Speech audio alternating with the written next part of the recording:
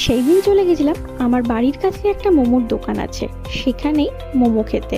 আর আমি এই দোকানের মোমো ছাড়া খুব একটা মোমো খাই না, কারণ মোমো যদি ভালো লাগে তো এই দোকানেরটাই ভালো লাগে। এখানে শুধু মোমো না, আরও অনেক আইটেম পাওয়া যায়। মেনু কার্ডটা তোমরা দেখতেই পাচ্ছ। আর হ্যাঁ, আমি মোমোটা প্যাক করে নিয়েছিলাম বাড়ি গিয়ে রিল্যাক্সে বসে খাবো বলে। এইখানের মোমোটা কিন্তু খুব ভালো বানায়। যারা যারা ডিএইচ রোডে রসততলার কাছাকাছি থাকো, তারা অবশ্যই একবার এখানে ট্রাই করো, আর আমাকে কমেন্টে জানিও কেমন লাগলো। আমি বাড়িতে চলে এসেছি মোমো পার্সেল করে নিয়ে। বাড়ি এসে একদম স্যুপটা ঢেলে, গরম গরম স্যুপ, দেখতে পাচ্ছ কতটা থিকনেস স্যুপটা।